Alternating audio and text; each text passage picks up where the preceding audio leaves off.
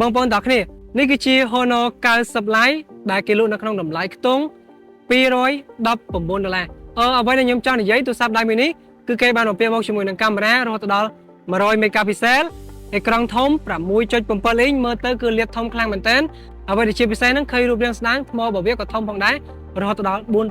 4500 mAh យ៉ាងណាអូខេតោះទៅមើលព័ត៌មានលម្អិតជាមួយនឹងទូរស័ព្ទដៃមួយនេះជាមួយខ្ញុំទាំងអស់គ្នា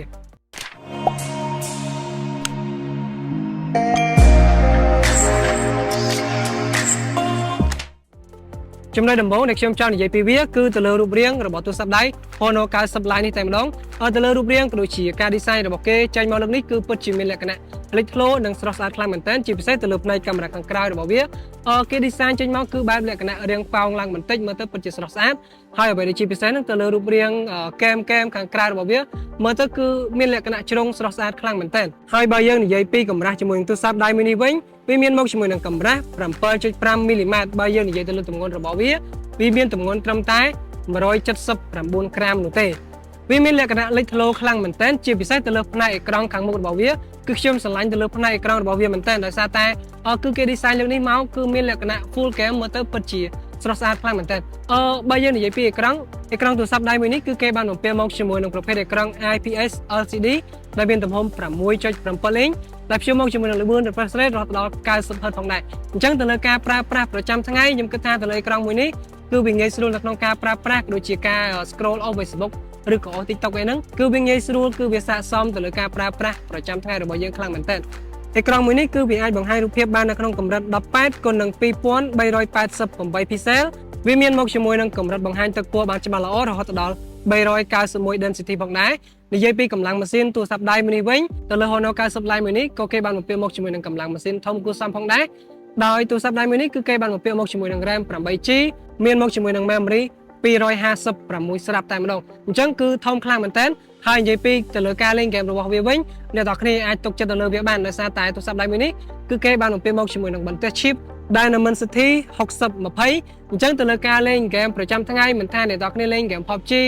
លេងហ្គេម Mobile Legends ឬក៏អ្នកនរគ្នាចូលចិត្តធ្វើការបាញ់ហ្គេម Survival ផ្សេងៗនោះទេទៅលើហ្គេមល្មមជាទូទៅប្រចាំថ្ងៃហ្នឹងខ្ញុំអាចនិយាយបានថាគឺវាស៊ីផុយតែម្ដងនិយាយពីកាមេរ៉ារបស់ទូរស័ព្ទដៃមួយនេះវិញទៅលើផ្នែកកាមេរ៉ាខាងក្រោយរបស់វា Honor 90 Lite គឺគេបានបំពាក់មកជាមួយនឹងកាមេរ៉ា Gold រហូតដល់100 megapixel ហ្នឹងហើយអ្នកនរគ្នាស្ដាប់មិនខុសទេគឺ100 megapixel គឺជា lens wide 5 megapixel ជា lens ultra wide និង2 megapixel គឺជា lens macro ទៅលើការថតរូបភាពខ្ញុំសង្កេតឃើញថាគឺវាថតបានច្បាស់ល្អស័ក្តិសមជាមួយនឹងតម្លៃខ្ទង់$219តែបើយើងរំពឹងថាទៅលើផ្នែកកាមេរ៉ាខាងក្រៅរបស់វាទៅលើការថតវីដេអូអីហ្នឹងគឺយើងរំពឹងមិនសូវជាបានខ្ពស់ប្រហែលនោះទេជាក់ស្ដែងដោយរូបភាពទាំងអស់នេះដែលខ្ញុំបានធ្វើការថតចេញពី Honor 90 Lite តែម្ដងទៅលើរូបភាពរបស់វាគឺខ្ញុំសង្កេតឃើញថាវាថតបានល្អវាមានមកជាមួយនឹងដៃល្មិចរែងគួរសមផងដែរតែបើយើងនិយាយទៅលើការថតវីដេអូចេញពីទូរស័ព្ទដៃមួយនេះវិញគឺវាថតបានត្រឹមតែកម្រិត 18-30 ហ្វ្រេមនោះទេអ្នកនរគ្នាអូខេទៅលើផ្នែកកាមេរ៉ាខាងក្រៅរបស់វាដូចបងប្អូនបានឃើញអញ្ចឹងទៅលើសមត្ថភាពទៅលើការថតរបស់វា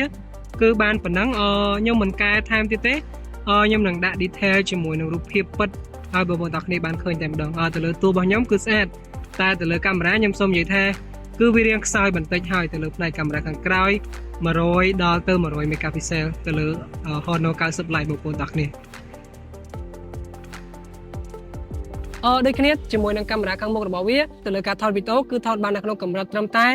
18-30 ហ្វ្រេមនោះទេទៅលើការថតរូបគឺថតបានល្អគួរសមហើយបើសិនជាអ្នកនរគ្នាស្រឡាញ់ជាមួយនឹង Honor 90 Lite យកទៅធ្វើការថតរូបកុំរំពឹងវាខ្ពស់ពេកអីខ្ញុំអាចនិយាយបានថាទៅលើសមត្ថភាពកាមេរ៉ាគឺវារាងខ្សោយខ្លាំងមែនទែនអញ្ចឹងបើសិនជាអ្នកនរគ្នាចង់បាន Honor 90 Lite យកទៅធ្វើការលេងហ្គេមឬក៏យកទៅទស្សនាវីដេអូអីគឺខ្ញុំអាចនិយាយបានថាគឺវាត្រូវតែបើសិនជាអ្នកនរគ្នាយកវាទៅធ្វើការរំពឹងទៅលើការថតវីដេអូឬក៏ថតរូបផ្សេងមិនចាំបាច់រំពឹងច្រើននោះទេអ្នកនរគ្នាអូខេងាកទៅដល់ចំណុចថ្មរបស់ទូរស័ព្ទដៃ Honor 90 Lite មួយនេះវិញគឺគេបានបំពាក់មកជាមួយនឹងកម្លាំងថ្មធំគួរសមរហូតដល់4500 mAh ឃើញរូបរាងស្ដើងបែបនេះក៏ប៉ុន្តែគឺគេញាត់ថ្មបានធំខ្លាំងមែនទែនហើយវាក៏បានបំពាក់មកជាមួយនឹងឆ្នាំងសាក Fast Charging 35W ផងដែរដែលយើងអាចចំណាយពេល30នាទីនិងទទួលបានថ្ម